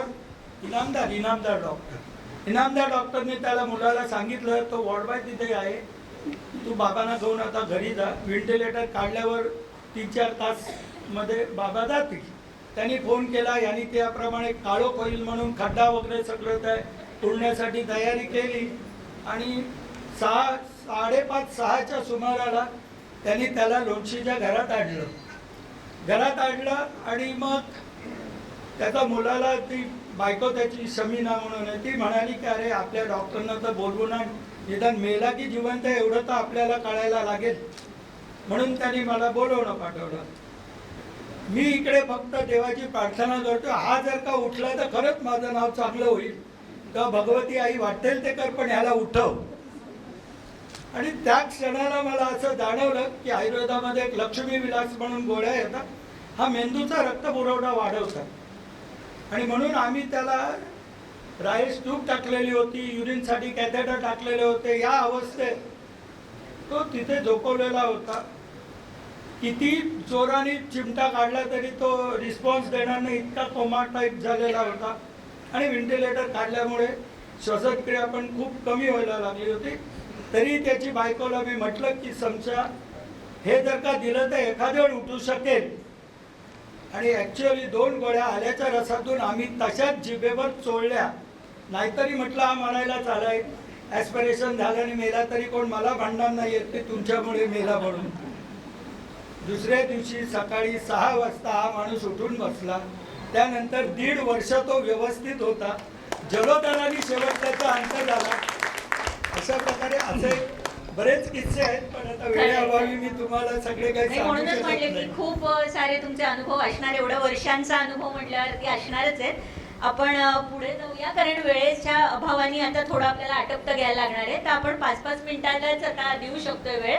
तर चंद्रशेखर सरांसाठी प्रश्न आहे. आता एक ॲनेस्थेशिया मधले झाले, आयुर्वेदाचे झाले, आयुर्वेदाचे दुसरे झाले. आपण आता वेगळी जरा ब्रांच बघूया की हे प्राण्यांचे मुख्य प्राणी आहेत ना, म्हणजे काय बोलतात कळत नाही, आणि त्याच्यात अजून प्लस त्यांचे हाडांचे आजार, म्हणजे हे सगळं कसं काय जमवता, म्हणजे काय करता? कारण माणसांचे हाडाचे आजार आणि प्राण्यांचे याच्यामध्ये फरक असेल ना. तर कसं असतं की पशुवैद्यक आणि ह्युमन प्रॅक्टिस याच्यामध्ये बराच डिफरन्स आहे असं म्हणता येईल. आता हाडांचं म्हणाले तर साचा हा माणसाचा एक असतो, पण ॲनिमल्सचे साचे म्हणाला तर उंदरापासून हत्तीपर्यंत ह्यांचे साचे वेगवेगळे आहेत. म्हणजे आता एका छोट्या पक्ष्याला आपण घालायला गेलो तर एक छोटीशी पिन, आणि नंतर एका कुत्र्याला आपण लावायला गेलो तर एक मोठा रॉड 30 सेंटीमीटरचा. त्यामुळे हा एक फरक आपण म्हणू शकतो की व्हरायटी ऑफ स्पीशीज आपल्याला ट्रीट करावे लागतात. वी कॅनॉट से की we are as capable or as a compatible to them, but we have got certain specialities. त्यामुळे की म्हणजे different species are treated by different doctors. म्हणजे वेगळे स्पीशीज प्रत्येक डॉक्टर दुसरा ट्रीट करतो तसं म्हणता येईल तुम्हाला. त्यामुळे असं हे ऑर्थोपेडिकमध्ये डिफरन्स आहे. आणि मग यांचं डायग्नोसिस कसं करता? म्हणजे आता माणसं सुद्धा सांगताना मला काहीतरी होतंय, हा खूप मोठा आजार आहे, कसं तरी होतंय, हा त्याहून मोठा आजार आहे, पण मग तुमच्याकडे येतात ते पेशंट काय बोलतात, कसं सांगतात? तर कसं असतं की आमच्याकडे येणारा पेशंट एक तर आधी एक कुत्रा मांजर असते किंवा कुठलाही प्राणी असतो, त्याच्याबरोबर येणारा क्लायंट असतो, म्हणजे जो ओनर असतो. त्यामुळे आम्हाला संवाद हा ओनरशी साधावा लागतो. त्यामुळे ओनरशी पहिले आम्हाला प्रश्न उत्तरं विचारावी लागतात की बाबा ह्याला काय होतोय, काय प्रॉब्लेम होतोय, की त्याला म्हणजे कुठून त्रास होतोय, हे सगळ्या गोष्टी त्यांना विचारल्यानंतर आम्हाला पहिले त्यांना बघावं लागतं. त्याला काय त्रास आहे, काय आजार आहे हे आपल्याला बघून कळतं, आयडिया येतं साधारणतः. मग त्याच्यानंतर काय डायग्नोस्टिक प्रोसिजर आपण करू शकतो त्यांच्यावरती. ब्लड टेस्ट म्हणा, एक्सरेज म्हणा, या सगळ्या गोष्टींना आपल्याला आयडिया येते, कारण ते तर बोलू शकत नाही. त्यामुळे मोस्टली येणारे पेशंट आमच्याकडे जे असतात ते थोडे बऱ्यापैकी कंडिशन क्रिटिकलमध्ये येतात, कारण का पटकन माणसाला समजत नाही. जे नॉर्मल क्लायंट असतात त्यांना कळत नाही की ह्याला अरे आजारी आहे, ते म्हणतात अरे हा 5-6 दिवस खात नाही आहे. तर अशा वेळेला काही काही सिरियस पेशंट येतात. त्यामुळे जसं जसं आपल्याला एक्सपिरियन्स गेन होतो त्याप्रमाणे आपल्याला येणारा पेशंट हा म्हणजे त्याला काय झालं आहे हे आपल्याला हळूहळू आयडिया यायला लागते. म्हणजे समजा एक मांजर येते, ती एकदम पूर्णपणे वीक झालेली आहे, तर तिला काय साधारणतः व्हायरल इन्फेक्शन असू शकतं, हे आपल्याला एक आयडिया येते. त्याप्रकारे आपल्याला 2 गोष्टींना वेटरनरी डॉक्टरला आपल्याला साथ द्यावी लागते, म्हणजे आपल्याला त्याच्याकडे लक्ष द्यावं लागतं. एक तर माणसाची सायकोलॉजी आणि दुसरी म्हणजे कुत्र्या किंवा मांजरी सायकोलॉजी. त्यामुळे it's a difficult task for us also sometimes. आता सगळीकडे ह्युमन डॉक्टर बसले त्यामुळे त्यांना आम्ही चॅलेंज नाही करत, बट डेफिनेटली असं होतं. कारण का कधी कधी काय होतं की एखाद्या कुत्र्या मांजरीला वाचवायला जायच्या वेळेला त्याचा मालक आहे तोच पडून जातो खाली. अशी परिस्थिती आम्ही बघितलेली आहे. एक बाई आली होती, जी मांजर सिरियस होती, ती इकडे सिरियस झाली. त्यामुळे काकूला बोललो तू त्या बाईला बघ, त्या बाईचं कंडिशन बघ, मी मांजरीची कंडिशन बघतो. त्यामुळे असेही काही हे आमच्या इकडे झालेले प्रसंग आहेत. त्यामुळे definitely diagnosis wise we have to be very thorough and we have to understand the psychology of the particular dog and cat also. अजून एक मुद्दा सांगायचा म्हणजे की फक्त आपण वारंवार ट्रीटमेंट करून चालत नाही. We have to understand the potential of the client also. म्हणजे जो येणारा क्लायंट असतो तो किती सज्ञान आहे त्याच्या कुत्रा मांजरीबद्दल. कधी कधी एकदमच स्ट्रे कॅट आणतात, कधी कधी एकदमच हाय ब्रीड आणतात. त्यामुळे we have to understand their psychology also and their diagnosis करून मग त्यांना एक ट्रीटमेंट आयडिया सांगावी लागते. त्यामुळे mentally we have to be prepared for each and every case in different aspects. Sorry मी इंग्लिश बोलतोय. तर त्यामुळे आपल्याला प्रत्येक ठिकाणी वेगवेगळ्या प्रकारे आपल्याला विचार करून करावं लागतं, असं मला सांगू इच्छितो ॲज अ वेटरनरी डॉक्टर. मस्त. बरं, तुम्ही आसामच्या काझीरंगा अभयारण्यामध्ये पण काही काळ काम केलंय, तर तिथला एखादाच आपण अनुभव ऐकू शकतोय आता. तर तेवढा प्लीज एखादा असा खूप इंटरेस्टिंग असा काहीतरी अनुभव आम्हाला सांगा. कारण आम्ही पिक्चरमध्ये बघितलंय की ते हत्तीशी बोलतो तो विद्युत जमावाला आहे ना, आणि तो काय काय सांगतो बिंगतो की तो हत्ती असं म्हणतात. असे काही अनुभव आहेत का तुम्हाला? तर म्हणजे हा आसामचा जर्नी स्टार्ट झाला माझा from taking the masters degree. मला वेटरनरी डॉक्टर झाल्यानंतर मास्टर्स इन सर्जरी व्हायचं होतं, हे तेवढंच खरं. पण काही मार्क्स कमी असल्यामुळे I had to go through ICR exam and go for masters in surgery. And then I got आसामची सीट. तिकडे मला एक्सपिरियन्स भरपूर मिळाला in rhinos, in wild life. आसाममध्ये वाईल्ड लाईफ प्रचंड आहे आणि त्याच्यामुळे जे माझे गाईड होते, he is doctor KK Sharma sir, Bharat Ratna आहे त्यांना आता. त्यामुळे व्हेरी सिनियर पर्सन, त्यांच्याबरोबर मी काम केलेलं आहे. तर बरेच किस्से आहेत. त्याच्यातला एक किस्सा असा सांगू इच्छितो, म्हणजे तो एक रायनोचा ट्रान्सलोकेशनचा. जसं आहे म्हणाला की काझीरंगा जो खूपच फेमस अभयारण्य आहे, तिकडचा एक रायनो हा पळाला होता बाहेर. म्हणजे त्याच्या अभयारण्यामधनं तो ह्युमन फील्ड्समध्ये पळाला होता. तर अशा वेळेला आम्हाला कॉल आलेला, तर आमची पूर्ण टीम तिकडे गेली आणि अख्खं जे काही विलेज आहे ते खूपच त्रस्त झालेलं होतं. त्यामुळे आम्हाला खूप मोठा चॅलेंज होता. सो आमची एक टीम होती जवळजवळ 5 ते 6 एलिफंट्सची, ट्रेंड एलिफंट्स, माहूत आणि त्याच्यानंतर डॉक्टर. तर त्या राहिनोला आम्हाला बेसिकली तिकडे जाऊन त्याला सिडेट करायचं होतं, म्हणजे त्याला ॲनेस्थेटाईज करून त्याला भूल देऊन त्याला ट्रान्सलोकेट करायचं होतं, कारण तो तिकडच्या त्या परिसरात खूप प्रॉब्लेम क्रिएट करत होता.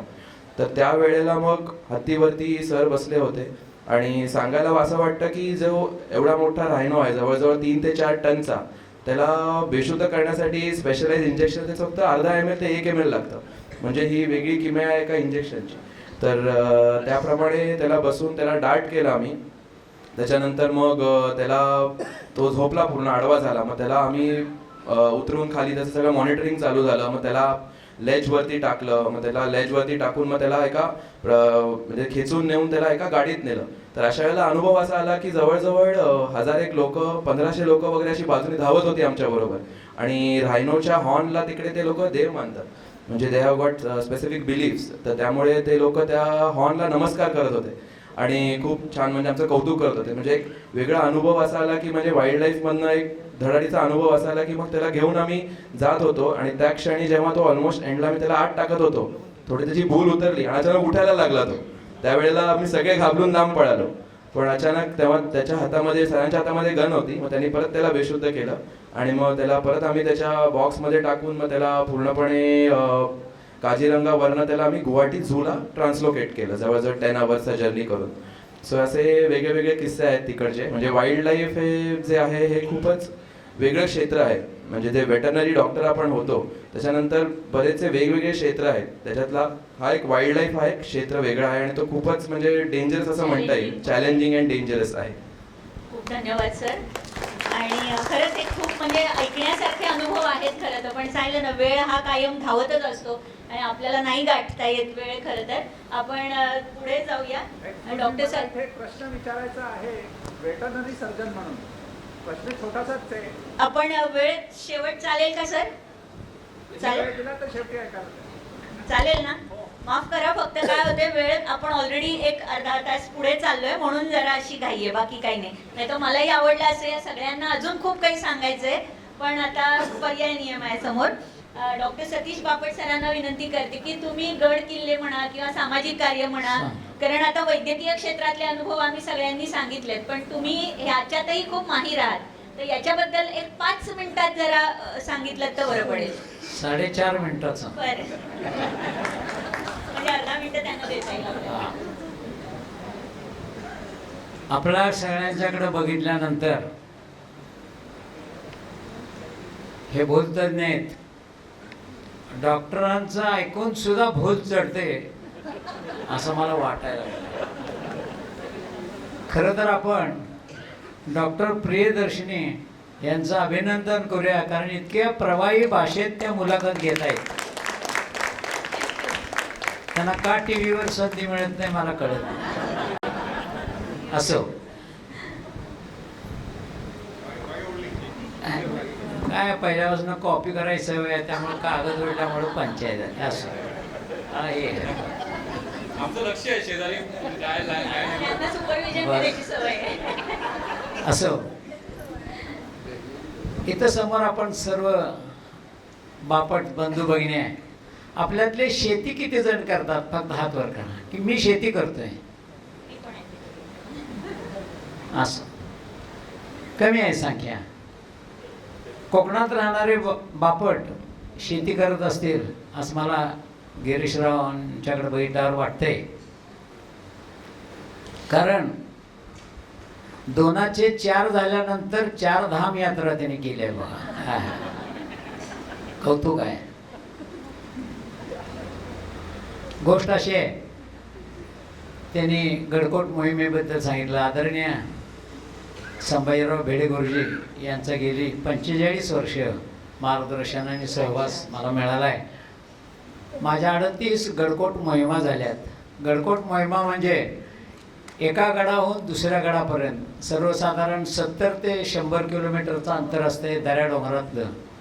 ते चालण्याचं गेली 38 वर्ष मी काम त्यांच्याबरोबर करतोय, याचा मला अभिमान आहे. या मोहिमा करताना त्रास आहेत, कष्ट आहेत. शिळान नाही, मिळेल ते पाणी आहे. नेलेली सतरंजी अंतरून जंगलात बाहेर झोपायचं आहे. दुसरी गोष्ट शिळान्न खायचं आहे. दऱ्या डोंगरात दिवसभर चालायचं आहे. पाय सुजतात, डोकं दुखतं, ऊन लागतं. अशा अवस्थेमध्ये गेली 39 वर्ष या मोहिमा सुरू आहेत. मला अतिशय आनंद वाटतो या तरुण पिढीचं की एवढे सगळ्या प्रतिकूल परिस्थितीमध्ये सुद्धा 1.5 लाख तरुण या गडकोटांच्या या मार्गावर असतात. याचा मला खरं अतिशय आनंद होतो आहे. आपण सुद्धा या गडकोट मोहिमामध्ये सहभागी व्हावं असं मला वाटतंय. कारण तानाजी मालुसरे असतील किंवा त्यांच्याबरोबरचे कोण, बाजीप्रभू नाही, शेलार मामा, बरोबर, या वयाचे सुद्धा गडकोट पूर्ण करतात. वय वर्ष 12 पासून पुढं. असो, माझ्या आयुष्यामध्ये बापट बापटांना मदत करतात का असा प्रश्न पडतो. तुमच्यापैकी अनेक जणांना करत असतील, पण मला मात्र केली. आमचं मूळ गाव नारिंगर. नारिंगरामध्ये आमच्या आजोबांची शेती होती, घर होतं. पण या कुळ कायद्यामध्ये काहीतरी 82-84 सालामध्ये तिथं सरपंच होते. त्यांचं नाव होतं तात्या बापट. ज्या वेळेला या जमिनीचा आणि याचं हस्तांतराचा प्रश्न आला, कोण करतंय, कुळ कोण आहे, त्या नाव लावायच्या वेळेला त्यांना आमच्या वडिलांचं नाव सुचलं आणि त्या बापटाने आमच्या बंडोपण बापट यांच्या नावाची नोंद घातली. हे सुद्धा मला इथं आनंदानं सांगावं वाटते. म्हणजे बापट बापटांना मदत करतात. जॅन्ट्स इंटरनॅशनल म्हणून एक सेवाभावी संस्था आहे. त्याच्या आता शायना NC या प्रमुख आहेत. त्याच्या माध्यमातून नेत्रदान हा एक विषय आहे. तुम्हाला कल्पना असेल की मृत व्यक्तीच्या डोळ्याचे पडदे, बाहेरचा जो काळा भाग आहे, तो भाग ज्यांचे बुबुळं खराब झाले त्यांना बसवल्यानंतर त्यांना दृष्टी प्राप्त होते.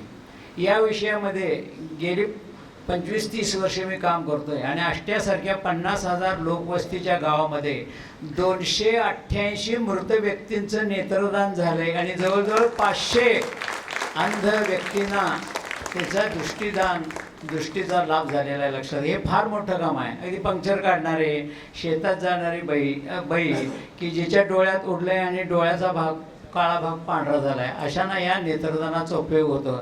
मला सुद्धा आपल्याकडनं अपेक्षा आहे की आपण आपल्या परिसरामध्ये हे नेत्रदानाचं, त्वचादानाचं काम सुद्धा मोठं आहे, देहदानाचं सुद्धा काम मोठं आहे. ते पण आम्ही गावामध्ये 10 त्वचादान झाले आणि 4 देहदान झालेत. हे पण काम आम्ही करतोय.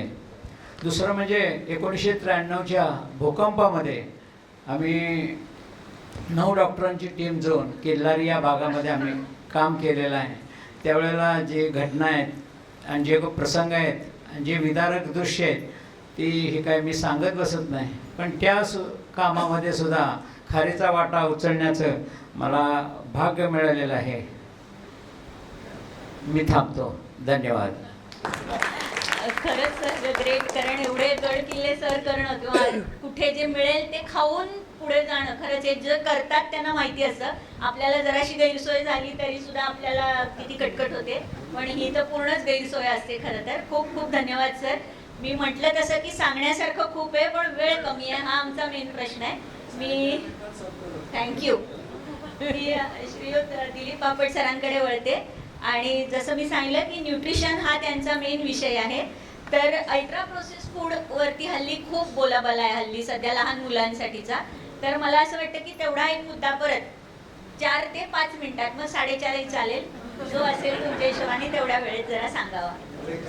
4 मिनिटात चालेल, म्हणून मी आधी 4 सुरुवात केली.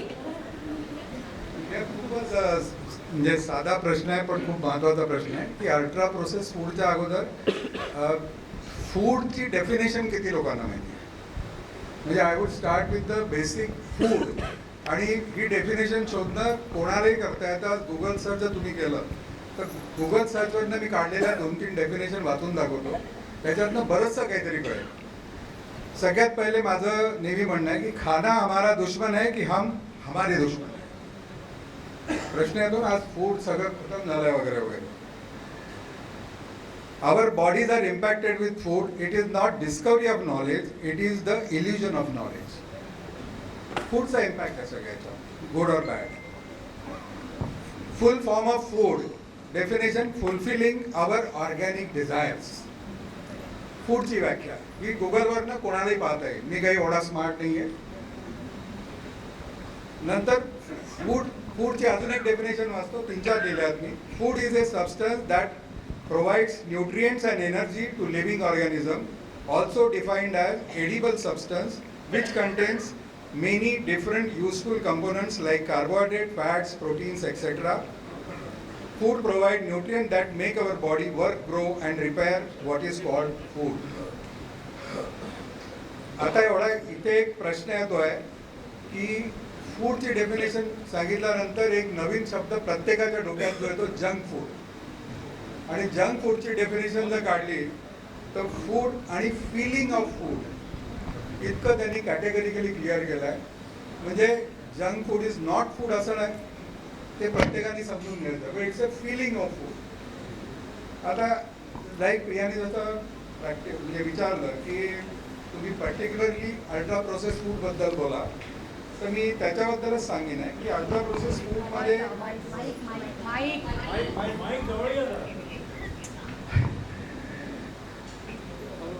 अल्ट्रा प्रोसेस फूड किंवा ह्याच्याबद्दलही सांगताना मी एकच गोष्ट पहिले सांगतो की सध्या आपण इन्फॉर्मेशन टेक्नॉलॉजीच्या फ्लडमध्ये असं म्हणतो तर हरकत नाही. त्यामुळे 3 ॲप्स आम्ही साधा सिम्पल फॉर्म्युला माझ्यासाठी आजमावला आणि त्या पहिला एफचा आहे फिल्टर.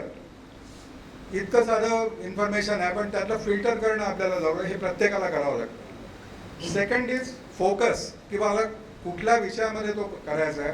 आणि वेन आहे माझा टॉपिक समजा हेल्थ आहे तर शेवटी फूडचे कनेक्शन आहे.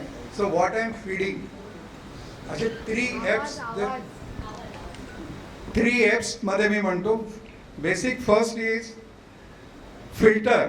जेवढं काही इन्फॉर्मेशन अवेलेबल आहे त्यातलं तुम्ही फिल्टर काय करता, फोकस काय करता, की आपला विषय कोणता, आणि तिसरं मग तुम्ही फीड काय करता स्वतःला. या 3 गोष्टी जर आपण याच्यावरती कॉन्सन्ट्रेशन केलं तर बरंच काही याच्यामधून निघू शकतं. बाकी विषय तर खूप पुष्कळ आहे. तिने गट हेल्थबद्दलही बोललेली आहे पण तो विषय एवढा मोठा आहे. पण गट हेल्थबद्दल मी एवढं सांगू शकेन की मागच्या 6 महिन्यामध्ये आम्हाला त्याच्यामध्ये एवढे सुंदर एक्सपिरियन्सेस आलेले आहे. तर एखादा एक्सपिरियन्स मी त्यातला फक्त शेअर करीन रादर दॅन गट हेल्थ म्हणण्यापेक्षा आयुर्वेदमध्ये जे कोठा आपण म्हणतो की कोठा तुमचा चांगला साफ असेल तर तुमचं सर्व हेल्थ चांगली आहे. गट हेल्थ म्हणजे इंटेस्टिनच्या खालचा भाग जो म्हणतो त्या ठिकाणी गट असते. माझ्याकडे मी एक आमचे जसा न्यूट्रिशनचा विषय आहे तर मी न्यूट्रिशनमध्ये मल्टीविटॅमिन आमचे एक सिनियर ग्रोथ आहेत देशपांडे म्हणून नागपूरचे, त्यांना मी दर हजबंड वाईफ दोघं आहेत, ते 120 गोळ्या असतात, रोज एक घ्यायची आहे. त्यांना 2 महिने चालते. तर मी 1.5-2 वर्षापासून त्यांना सातत्याने नेऊन द्यायचो, ते मला पैसे द्यायचे आणि हे चालू होतं. या 1 ऑगस्टला त्यांच्याकडे मी गेलो द्यायला. त्यावेळेला ते म्हणे की बापट सर म्हणे माझ्या 2 नाती आल्या तर त्यांना मला तुम्हाला भेटवायची इच्छा आहे. तर म्हटलं ठीक आहे. तर म्हणे त्या एक त्यातली नेहा म्हणजे 21 वर्षाची आणि एक 19 वर्षाची, दोन्ही त्यांच्या नाती होत्या आणि त्यावेळेला हाँगकाँगला राहत होत्या. त्यांची आई म्हणजे तिथे होती. आणि तर म्हटलं ठीक आहे. मग ते आल्यानंतर मी त्यांना साहजिक प्रश्न विचारला की काय होतं म्हणजे मला का भेटायची इच्छा आहे. तर तिने मला ज्या काही गोष्टी सांगितल्या तर म्हणे मला असा आजार होता. नागपुरातले एक प्रसिद्ध गायनॉलॉजिस्ट डॉक्टर त्यांच्याकडे ती जाऊन आली होती आणि ते जे लेडीज काही चॅलेंजेस होते त्याच्यामधून तिला त्यांनी काही ट्रीटमेंट सुचवल्या होत्या. तर मी तिला म्हटलं तुझ्या ब्लड टेस्ट आहेत का. तर तिने ब्लड टेस्ट दाखवल्यावर त्याच्यामध्ये त्याचं D3 लेवल खूप कमी होतं. आजकाल बहुतांश B12 D3 डेफिशियन्सी ही खूप नॉर्मल आहे आणि त्याच्यामुळे बरेचसे आजार आहे इथपर्यंत अजून फोकसच नाही आहे. म्हणजे नॉर्मल ज्या ब्लड टेस्ट घेतात त्याच्यामध्ये D3B12च्या टेस्ट इव्हन इन्शुरन्समध्ये D3B12ची टेस्ट घेतल्या जात नाही. अनफॉर्च्युनेट पार्ट आहे. किंवा ते फेल होईल किंवा मग त्यांचं इन्शुरन्स होणारच नाही. आय डोंट नो काय रिझन आहे. तर त्या कमी होत्या. तर तिने डॉक्टरांनी पुन्हा तिला ते 60,000 IU सॅशेट सांगितल्या होत्या. मी तिला फक्त एवढंच म्हटलं की तू बाकी तो माझा काही हार्मोन चेंजर वगैरे माझा काही विषय नाही, त्यामुळे त्याच्यात मी बोलत नाही. पण फक्त D3चं मी जे सांगतो याचं घेशील 2000 IUच्या गोळ्या आहेत पर डे एक घ्यायची आहे, म्हणजे 60,000 तुला एका महिन्यात मिळेल. तर हे तू सुरू कर. तर ठीक आहे म्हणाले. मी तिला नंतर म्हटलं की तुझा प्रॉब्लेम काय आहे. तर तिने मला जे सांगितलं की मला मेंटल हेल्थ प्रॉब्लेम आहे आणि मला नॉर्मल दिसत होती ती, पण फक्त पेल होती. तर म्हटलं म्हणजे काय. तर मग नाही म्हणे मी याच्यावर 2 वर्ष अभ्यास केला आणि मला बॉडी डिस्मॉर्फिया हा प्रॉब्लेम आहे. आता हा शब्द अनेकांनी पहिल्यांदा ऐकला असेल, मी पण पहिल्यांदा ऐकला. तर बॉडी डिस्मॉर्फिया म्हणजे काय. मग तिने मला एक्सप्लेन केलं की ती हाँगकाँगला होती, तिथे डॉक्टर्स भेटू शकत नाही, त्यामुळे ऑनलाईन सगळ्या कन्सल्टन्सी होतात आणि त्याच्यामध्ये स्किन संबंधामध्ये त्या डॉक्टरनी मला इथे स्किनवरती काहीतरी डाग आहे किंवा तो आहे, तर तो तुझा मेन प्रॉब्लेम आहे की त्याच्यामुळे तुझी ब्युटी सगळी खराब होते असं तिला दाखवलं. आणि त्याच्यामध्ये मग तिला स्टेरॉइड्स वगैरे बरेच काही काही त्याच्यामध्ये दिल्या गेले. आणि नंतर मग ती पोस्ट ग्रॅज्युएटसाठी न्यूयॉर्कला गेली. तर त्या ठिकाणी पुन्हा सेम जे अजून ॲडव्हान्स याच्यामध्ये त्या गोष्टी होत्या, तर तिथे गेल्यावरही ती सुरू झाली. मग तिला त्यानंतर सर्जरी त्यांनी रेकमेंड केली आणि ते सगळं करून मग ती त्या ह्याच्यामध्ये होती. तर मी बॉडी डिस्मॉर्फियाचा मग थोडा अभ्यास मी केला. त्याच्यामध्ये लक्षात आलं की wrong ideas about beauty of the western culture, that is body dysmorphia. Okay, हे मला लक्षात आल्यानंतर मी तिला एकच सुचवलं की हे जे काही तुला व्हिटॅमिन D3चं दिलं आहे आणि तू जे सांगितलं आहे त्याच्यानंतर मी तुला एकच सुचवतो की गट हेल्थ त्याच्याबद्दल 2च गोष्टी महत्त्वाच्या आहेत की म्हणजे बॅक्टेरिया, गट बॅक्टेरिया, गुड बॅक्टेरिया. गुड आणि बॅड दोन्ही बॅक्टेरिया. बॅक्टेरिया म्हटलं तर एकदम खतरनाक वाटतं काहीतरी, म्हणजे काहीतरी रोग होणार वगैरे असं, पण there are good bacterias also. आणि शॉर्टमध्ये 80% गुड अँड 20% बॅड हा balance is considered to be good balance. हा बाय बर्थ मिळतो आणि धीरे धीरे हा अनफॉर्च्युनेटली सगळा रिव्हर्स होतो किंवा कमी जास्त होतो. त्यामुळे एक बॅक्टेरिया प्री आणि प्रो बॅक्टेरियल आमच्याजवळ ती एक कॅप्सूल होती, ती म्हटलं तू ही घे. आणि त्याचं जे फूड आहे दॅट इज सोल्युबल फायबर, कारण त्या एका कॅप्सूलमध्ये 200 crores मायक्रोब्स आहेत. म्हणजे भारताची पॉप्युलेशन 140 कोटी आहे, त्या एका कॅप्सूलमध्ये 200 crores मायक्रोब्स आहेत. आता त्याचं जे जेवण आहे तर ते कसं सूक्ष्म असलं पाहिजे, त्यामुळे it has to be soluble fibre. आपण म्हणतो की आपण आपल्याला म्हटलं तर गाजरमध्ये फायबर आहे, याच्यात फायबर आहे, आपण जनरल सांगतो. त्यामुळे सोल्युबल फायबर हे मी तिला ते 2 दिलं आणि म्हटलं हा तू 7 दिवसच आहे, कारण तिथे 10 दिवसच ती नागपुरात होती. तर म्हणले 7 दिवस तू घे आणि मी 7 दिवसांनी तुला भेटायला येईन पुन्हा, मला तू रिपोर्ट सांग. तिला गेल्यानंतर बिलीव्ह मी 7 तारखेला पुन्हा त्यांच्याकडे गेलो देशपांड्यांकडे आणि नेहा तर म्हटलं काय म्हणते नेहा. नाही सर म्हणे मला तरतरीत वाटतंय. I said that's good. कारण नाही तर ती अशी पेल बसली होती, म्हणजे इतकी चांगली मुलगी 21 वर्षाची, पण ती अशी पेल बसलेली होती. आणि नंतर मग 3 दिवस अजून होते. मी 3 दिवसांनी पुन्हा गेलो आणि तेव्हा ती झोपलेली होती सकाळी 10 वाजता. पण मी देशपांड्यांना विचारलं, म्हणलं काय म्हणते नेहा, काय तिला फ्रेश वाटतं तिला, आणि म्हणजे तिच्या स्किनमध्ये तिला फरक जाणवतो. So that is the biggest win for me. आणि त्यानंतर मी अनेक लोकांना त्याच्याबद्दल या 2 गोष्टी दिल्या. आणि त्याची पद्धती आहे की सकाळी उठल्याबरोबर हे दोनच गोष्टी आहेत. बिफोर ब्रशिंग द टीथ, कारण आपल्या तोंडामध्ये गुड बॅक्टेरियाज असतात. जेव्हा आपण ब्रश करून रात्री झोपतो तर ते 1.5 ते 2 चमचा सोल्युबल फायबर आणि 1 कॅप्सूल हे घ्या. 7 अजून एक अनुभव यातला ॲड करीन फक्त. आणि सेम थिंग मी आमच्या एका फॅमिलीमध्ये हजबंड वाईफ, त्यांचा मुलगा आणि सून, त्यांना सेम सेट दिला जो 1 महिन्याचा आहे. आणि त्यांना म्हटलं तुम्ही चौघंही 7 दिवस वापरा आणि मी 7 दिवसानंतर पुन्हा येईल. त्यांचे 100-150 प्रश्न होते, पण त्यानंतर they are regular on that. बरंच काही याच्याबद्दल सांगण्यासारखं आहे, पण लिमिटेशन ऑफ टाइम डेफिनेटली. खूप खूप धन्यवाद सर. कारण आपल्याकडे ॲक्च्युली गट ब्रेन ॲक्सिस म्हणून एक महत्त्वाचा आस्पेक्ट आहे की ज्याच्यामध्ये ब्रेनवरती पण काम होतं. आयुर्वेदामध्ये बस्ती हा त्याच्यासाठी एक उत्तम उपाय सांगितलेला आहे पंचकर्मातला. आणि गट फिलिंग हा शब्द सुद्धा आपल्याकडे खूप जुना शब्द आहे खरं तर. त्यामुळे गट हेल्थ हा एक खूप मोठा वास्ट विषय आहे, म्हणजे तो असा 2-5 मिनिटात संपणारा विषय नाही आहे. एकच फक्त तुम्हाला जी शंका होती, 2 मिनिटं फक्त आपल्याकडे आहेत शेवटचे, नाहीतर मला आता बहुतेक भाऊ इथनं उठवून लावतील. टीव्हीवरचं स्वप्नच राहील, त्याच्यामुळे पटकन विचारा.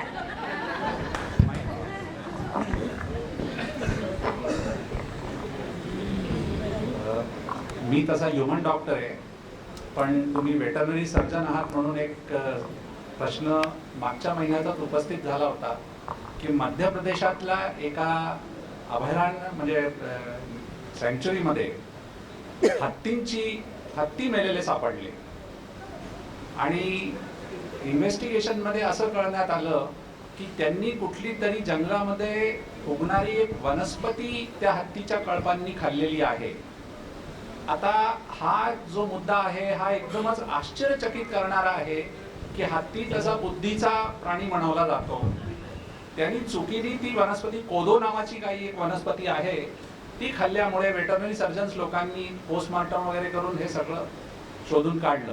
तर याच्याविषयी तुम्ही हत्तीची चूक म्हणजे आपण कुठे चूक धरायची, ती वनस्पती चुकीने खाल्ल्यामुळे झाली की काय बरं झालं असेल हे?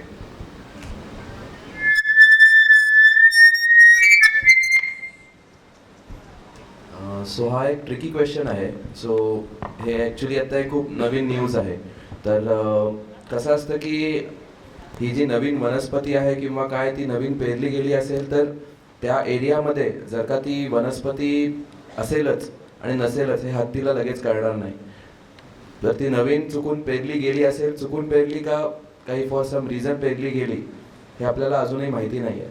तर ते त्या क्षणाला त्या हत्तीने खाल्लं आणि त्यांनी डायग्नोज केलं हे त्याच्यामुळे तेव्हा त्यांनी ते स्टॉप केलं असेल. पण हे आता म्हणता येणार नाही की हत्तीची चूक आहे, पण तो तेवढं त्यांना नॉलेज नसावं म्हणून त्यांनी ती खाल्ली असावी, सेवन केली असावी. त्यांची स्मेलिंग पॉवर वगैरे असते, बट मे बी ते त्या एरियामध्ये सगळ्यांनीच त्यांना माहिती असेल की इकडे आपण खातो, त्यामुळे त्यांनी तिकडे खाल्लं असेल. पण त्या एरियात ते नवीन काहीतरी एखादं जे काही पीक आहे ते आलं असेल आणि त्याच्यामुळे ही घटना घडली असेल असं मला वाटतं. बाकी म्हणजे की मी त्यातला म्हणजे हायर तज्ज्ञ नाही आहे in to wild life. I was there for 2 years म्हणून मला तेवढं माहिती आहे. सो अजून विश्लेषण मे बी अजून कोणी स्पेसिफिक हायर वाईल्ड लाईफचा पर्सन देऊ शकेल. थँक्यू. सगळ्यांचे खूप धन्यवाद. स्पेशली हे प्रातिनिधिक स्वरूपामध्ये हे सगळे डॉक्टर्स आम्ही बोलवले होते. आपल्या बापट कुलामध्ये अनेक डॉक्टर्स आहेत, त्यातले काही उपस्थितही आहेत, काही अनुपस्थित आहेत.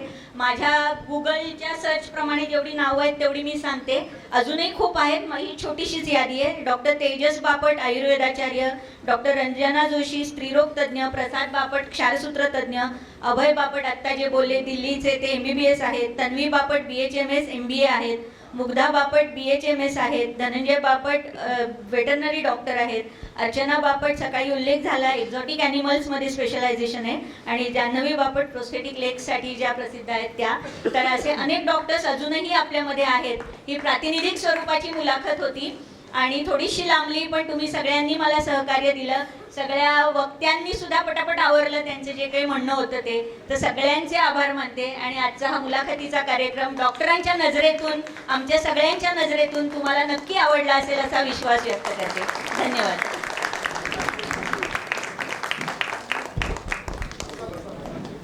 एक 2 मिनिटं. डॉक्टरांच्या नजरेतून या कार्यक्रमाचं सूत्रसंचालन प्रियदर्शनीनं करावं अशी माझी इच्छा होती. त्यानुसार तिनं मला साथ दिली, याबद्दल तिला धन्यवाद देतो.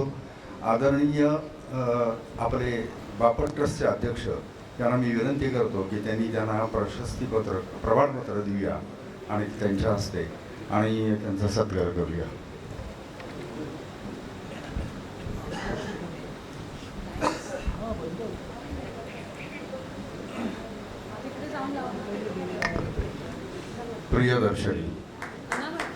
प्रियदर्शनी बापट कलूस.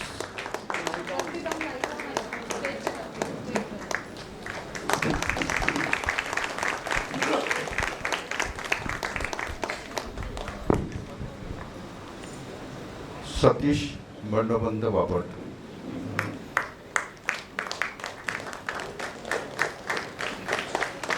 डॉक्टर जितेंद्र सुहास बापट.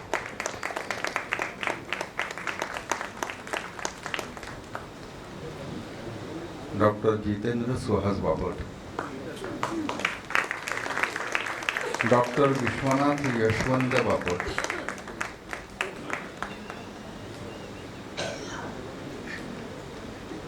डॉक्टर विश्वनाथ यशवंत बापट,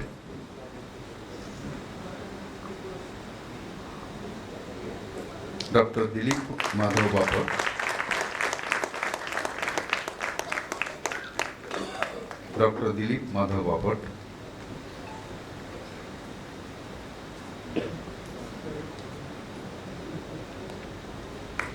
आणि डॉक्टर चंद्रशेखर गिरीश बापट.